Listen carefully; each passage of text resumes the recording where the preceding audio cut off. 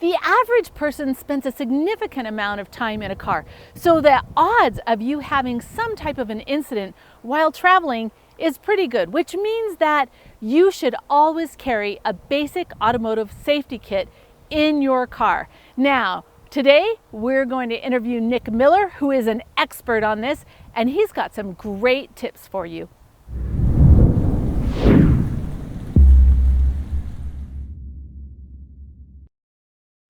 Hey, Provident Preppers.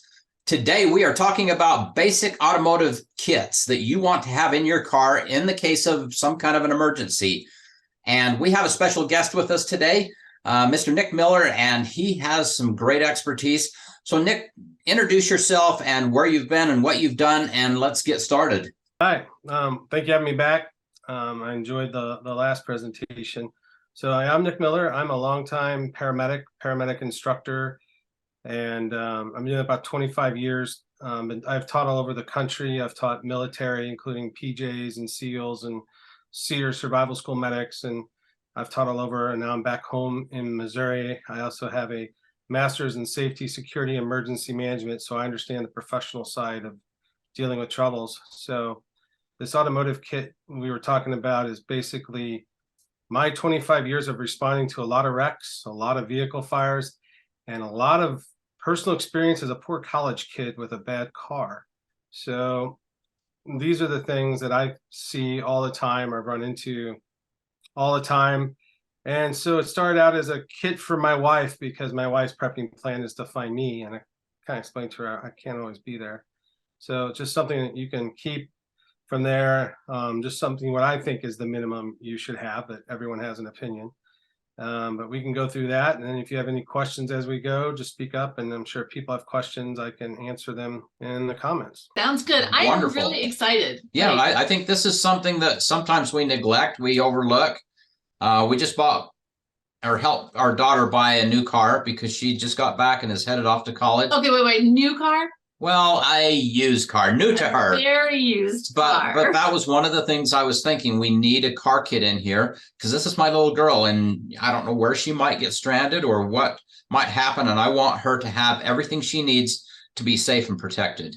All right. So let's talk about an automotive safety kit. When I say basic, it has to be, something that the lay person can use for the most part, or at a minimum have supplies so that whoever God sends you away to help you can help you out of your jam. And the basic kit, to me, most of the items should fit in a toolbox, or it ceases to become a kit and starts to become a bug out vehicle, which I like, by the way. There's a great book on that. If it's heavy, like I have my kid, this is my kid here. I had him bring it in from mom's car just to show that it wasn't too heavy. But my mother-in-law severely disagrees, so I had to make a mother-in-law size kit for her. My kit's about 36 pounds. And I told my wife, it doesn't ever have to leave the trunk. So once it gets in there, it can stay in there. It doesn't have to leave. So you shouldn't have to worry too much if you have trouble lifting. But it's not too heavy because my 11-year-old here just lifted it out. And the idea of this that I had was just to put it in the back and have my wife forget it till she needs it. And apparently, you'd be amazed how many times people need something. And then there it is.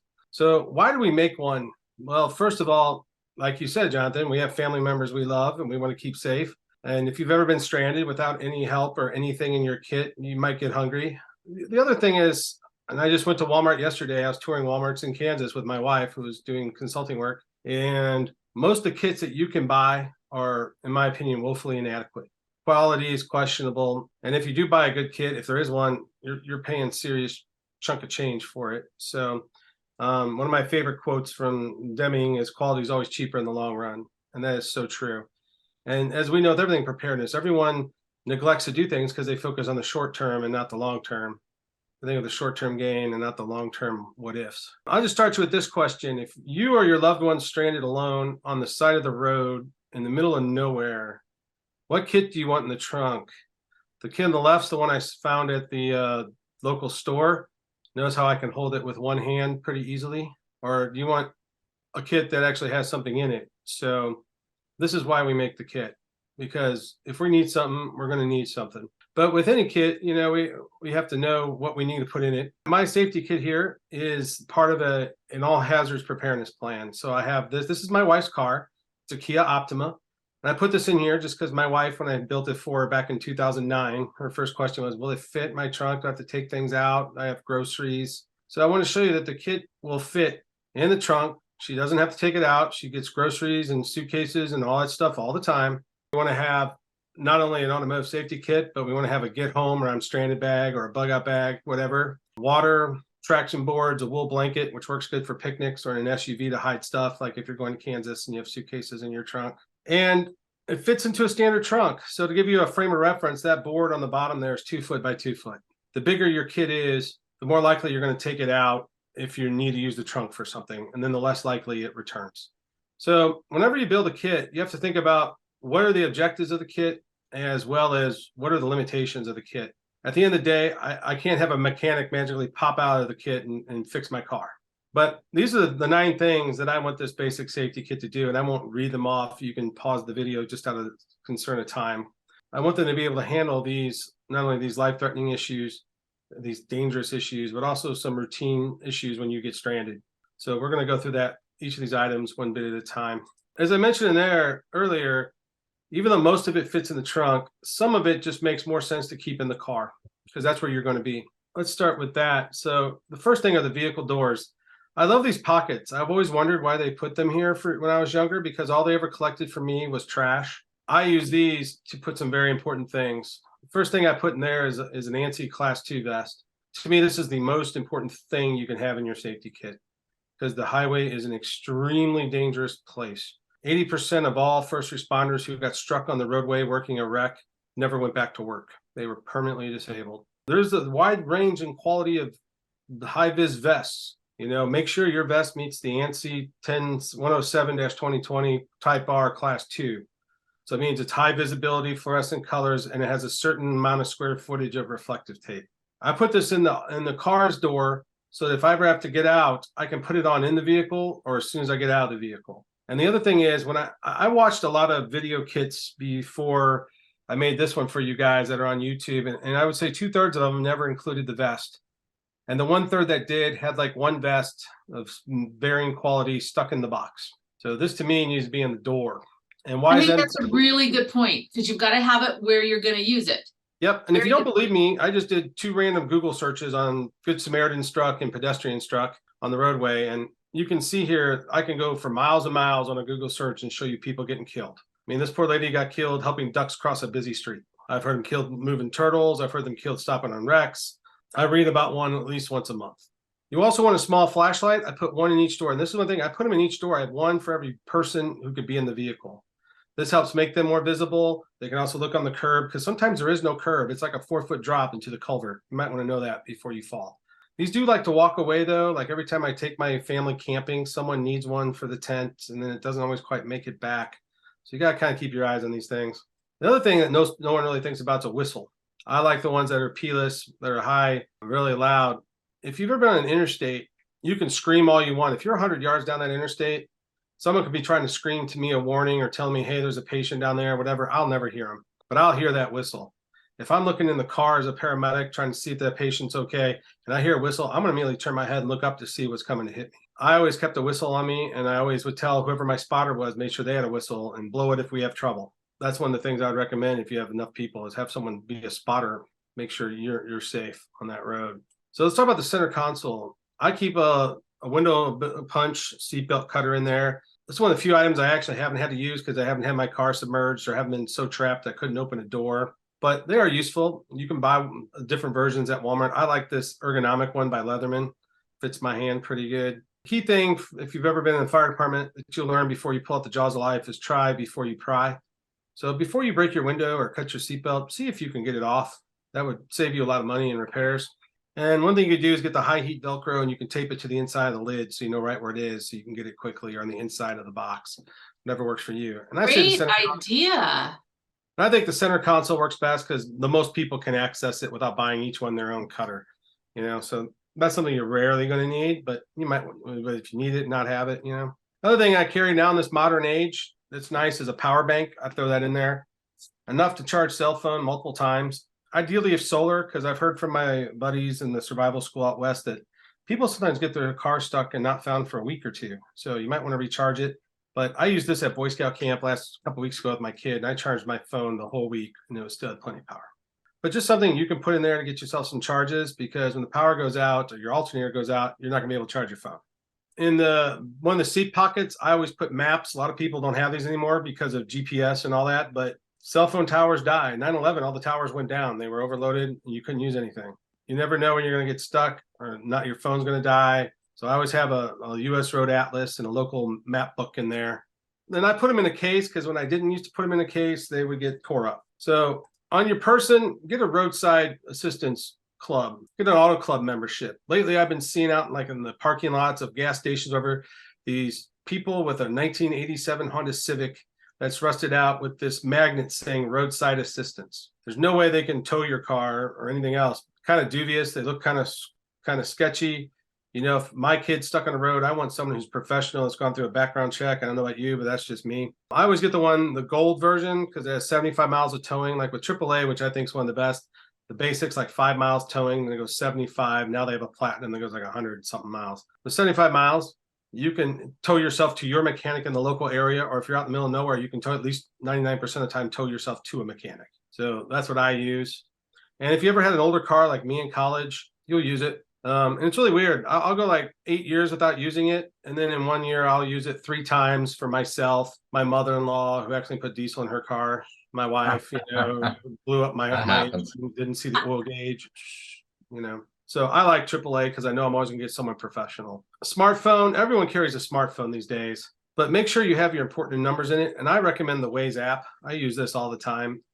Google bought them out, so it's Google Maps. So what's neat about this is it shows traffic hazards in real time. It'll show if the roadway slows, and every person has the app open. There's this little orange button down here. You click it and you can put real hazards, from a car accident to an object in the road to police hiding somewhere trying to give you a ticket. And then you see it, and then they mark it on the map. So you see it on the map. So you can use it on your phone. That's what I did in my older Suburban.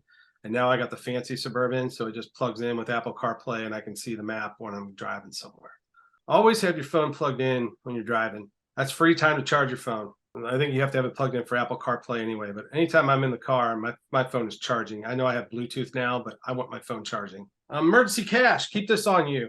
I remember once driving home from Minnesota once in a snowstorm, and I made it about halfway in 12 hours. So I needed to stay at a hotel overnight. It was nice to have emergency cash for that. I would say enough to buy a tank of gas, a meal or two, and a hotel room for a night. And in today's money, that's about $200. And I keep it in a separate pocket so I don't accidentally spend it. And I keep it on my person because I might be a passenger in a car. So what do I keep in my trunk? We talked about the I'm stranded bag, which is your survival stuff, food, water, shelter, navigation, hygiene, the stuff you need to be comfortable. The St. Louis, about 7 years ago, all the interstates got iced over, and some people didn't make it home overnight. My wife took her 5 hours to get home, and she was one of the lucky ones. But I knew if she got stranded, she could at least make hot chocolate and be warm. This would be also your traditional bug out bag. I think bug out bag should go in your vehicle, because if you're driving every day, that's really where you need it. It's not going to do you a bit of good at home. A wool blanket, use these a lot for picnics, use these a lot for, outdoor things. They also are really good for covering up your stuff. And in a pinch, if you got the flame resistant one, you can smother a person on fire. Water, I always keep minimum 10 liters. I love these jugs. These are the military grade Scepter jugs, got at REI. It also is a Class A fire extinguisher for solid fuels. It's also an eye wash, decon, a lot of drinking water for days should you get stuck. Just remember to leave a little room at the top, so if you're in the cold and it freezes, it doesn't crack and it expands. I'll fill it almost to the top, but not quite. So traction boards, these are the cheap ones, but they're so cheap I could buy like 5 of them before I bought one of the expensive ones. But these work great. In the old days, I just used a carpet or a rug to stick under the tire to get myself out. These things work great. Now, I did read some reviews that said that in super cold temps, like in Canada, it can crack. They said it'll get you out, but you'll probably crack them. But at $30 versus $150, I can crack them 5 times and buy 5 new ones. So the metal ones are better, but pick the ones you want. The plastic ones too also let you make this cute little traffic cone here, which I've set up. It's not as good as a triangle, but it's got reflective and it works. I tested it, had my buddy drive out there and shine lights on it. So now let's get to the heart of the kit itself. The first thing I want you to notice, I found that Toolbox works really good because it's just the right size. It also has that top pull-out shelf, which comes in handy. We'll show you in a minute. I mark it with reflective tape. I got these tape strips from Harbor Freight, I think. And I put a 360 around, and I put these fire extinguisher and first aid kit stickers on there. Because if you're under stress, you ask someone to go get my first aid kit in the trunk, and you have just a black box and 3 other boxes, it's going to be a while till they find it, especially under stress. So I want to make it as easy to find as possible. Where do you get those decals? Are they just I available? I just ordered them off Amazon, and they're in the international symbol. So red is the international color for fire, and green's the international color for medicine. Let's talk about what I got in the kit. So obviously you see this kit's a little bigger than what you bought. You can get at Walmart or Target or somewhere. One thing I like about a toolbox is the top level is the emergency level. The stuff I need absolutely quickest, fastest, most pressing is on top. All my emergency stuff's on top. Now I cut little niches for the fire extinguisher, and I cut this little piece out so the first aid kit lay flat. That's about the only modification you have to do other than stickers. So a medical first aid kit's the first thing you need. You need a really good kit. I think we're actually going to do one next week on a first aid kit. What should be in it, what's not. At a minimum, and I don't really like this standard, I think it's inadequate, but at a minimum, you want the ANSI Z308 2015 Class A or Class B standard. One thing I like about this kit I bought from Tatanka, I don't really need their name that big, but what I do like about it, it has the symbol, the international medical symbol for medical equipment right there, easy to see. A lot of kits here in the US tend to use the Geneva Convention one, the white and red, like the Red Cross, the opposite of the colors of Switzerland, where it comes from. Anyway, you want to clearly mark, because under stress, people won't be able to find it. I was watching something on Facebook or whatever. This person goes, your first aid kit doesn't have to look like a medical kit, and had it all like a 3-ring binder with unicorn stickers and all this stuff. I'm like, no, it needs to be pretty obvious that that's an emergency kit and not my 6-year-old daughter's, I don't have one, but 6-year-old girl's sticker collection. I like this kit because it's clearly marked. I also like this kit because it has all these pouches to organize equipment. It makes things easy to see because they're clear and they don't blow away. I've seen a lot of first aid kits, they'll say meets ANSI spec from Walmart or Target. It's just a box. If you try opening that box of boo-boo Band-Aids or whatever, it just blows away in the wind on a roadway. Like I said, I'm not a big fan of the ANSI criteria. It's an extreme minimum criteria. For this one, I've added a couple things to make me able to deal with life threats better. For example, the emergency blanket for shock and hypothermia, that's not in the ANSI spec. And there's a couple other things we can talk about more in detail another day. But the most important thing with first aid is get training. That's the best thing you can do. Get a first aid class or emergency medical responder class. Fire extinguishers. In the automotive section, they sold a Class BC fire extinguisher that can mount in the car. What you really want is a Class A, B, and C, because a vehicle fire has all 3 problems. It has solid fuel because it has upholstery and dashboards. It has liquid fuel because it's gas or diesel. And it has electrical fires because it's got a lot of wires, especially now with the new hybrid and electric vehicles coming out. So anytime I buy a fire extinguisher, I look down here for one that does all 3, Class A, B, and C. I also remember the past mnemonic for how to use the fire extinguisher. If you forget the mnemonic, it's usually put right on the fire extinguisher for you. And then I always check mine at least twice a year to make sure that needle is in the green, which means it's adequately pressurized. In fact, in commercial buildings, there's companies that all they do is go around and tag that fire extinguisher that's been checked for the year. Now, I do keep is a big flashlight. 2D seems to fit best, or 4C in there. And I keep a big flashlight because it doesn't walk away.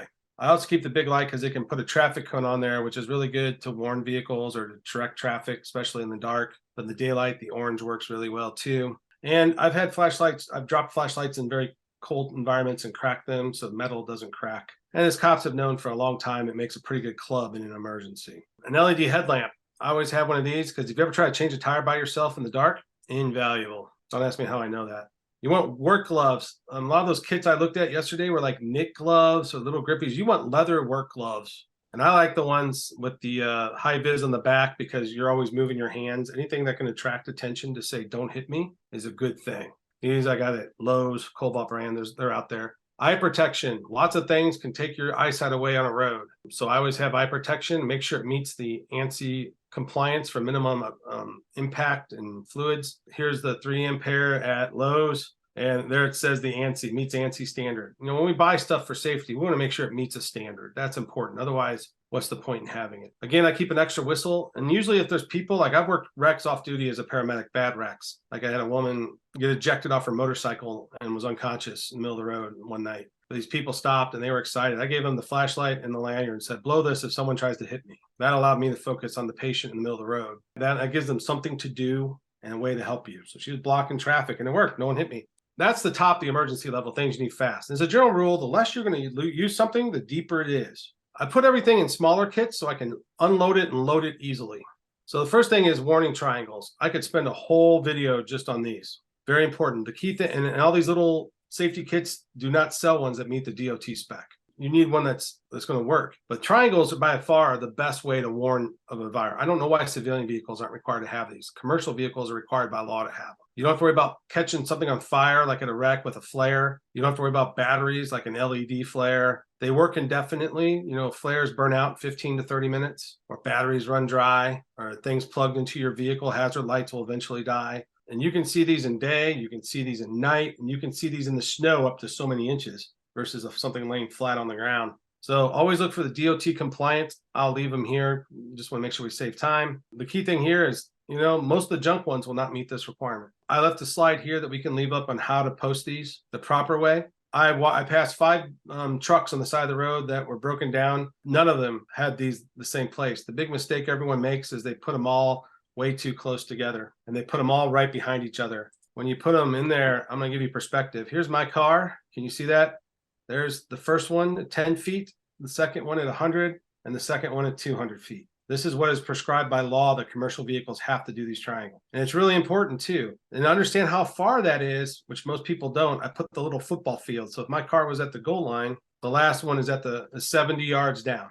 That gives you an idea of where they should be. So I would recommend anyone when you buy these, go to a parking lot at your school or church. This is my church parking lot. I took a ruler and I measured it. And the reason why you need them 200 feet away is this. A car going 70 miles an hour travels 100 feet per second. So if they come over a hill and they're right at that first triangle, when they see it, they've only got 2 seconds to move out of the way. And then down here, I just showed if you're on a two-way highway, how you put one 100 feet in front so that you don't get hit by a head-on collision. They've already had a bunch of experts determine these lengths for you. I put these up to show why you need the DOT specs ones, because they have both the fluorescent orange, which you can see in daytime, and then they have the correct reflectors. So when a light shines on it from a vehicle, you can see it. I think you can see the difference there. Absolutely. I've actually deployed these once or twice when I had a flat tire near the interstate, and the cars will actually move. They'll actually create a bubble for you. Most of the cars will move. Notice, because I put them at the angles like they said, the traffic side of the vehicle, the center, and the other side of the vehicle, as you're driving up, you don't see one triangle, you see 3 triangles. That's also really important for extra safety. Basic tool kit. This kit's awesome. I bought this for 20 bucks at Walmart. It has all the basic tools you need. If you don't like Walmart tools and think they break on you, I get it. I've had a cheap tool break on me, but I've also had expensive tools break on me. I don't have to worry about this getting stolen. But if you're worried about the quality of the tools, then keep the case and put in your Craftsman or your Cobalt tools or whatever you think is the best. I always keep an apron. If you've ever been in uniform and had a flat tire at work and had to change a tire, you'll notice you get really dirty. I always keep an apron on me just so I don't get dirt all over my clothes. A funnel and rag. You're going to want a funnel. Make sure it has a long stem. This is the key. That way, when you stick it into the oil or to the windshield fluid or into the gas tank, it'll stay there. You need one of these because if you've ever run out of gas and tried to pour gas from a jerry can into a gas tank, it's very hard to do. And also, if you're in the winter, you're going to run out of washer fluid quick. You might buy some at Quick Trip or whatever gas station, and you're going to need something to pour it in so it doesn't spill all over you and your engine. A minor repair kit. These are little things you might need to get your car back on the road. I've used just about every one of these things at least once in my life. The zip tie was the neatest one. My car was at the gas station. I tried to put it into drive after I filled up, and it stayed in park. I used my AAA membership to call, think I'm going to have to get towed. And he goes, yeah, you got this little thing broken. I just need a zip tie, and we'll get you to the mechanics. So, well, I got a zip tie. He put something around, I don't know where, but the car made it down the street to the mechanics. If you know how to repair a tire, if you're out in the middle of nowhere, that might be useful. Clamps for hoses, metal tape, metal wire, because hot engines melt things, and then assorted fuses so you can get things going. So at the bottom, we're almost done. Get a shovel, especially if you live in mud or places with snow. Get a folding one so it fits in the kit. I like a metal one, good quality. This is a Gerber. It's a good brand. Look for one that you can put at a 90-degree angle, because it's much easier to throw that out in front of the wheel and scoop the snow out than to try to shovel it this way. You can also put, a lot of people don't realize, you can chop traction ridges in ice to get your car moving. I've done that. I put about every 1 to 2 inches, give that tire enough traction to get out.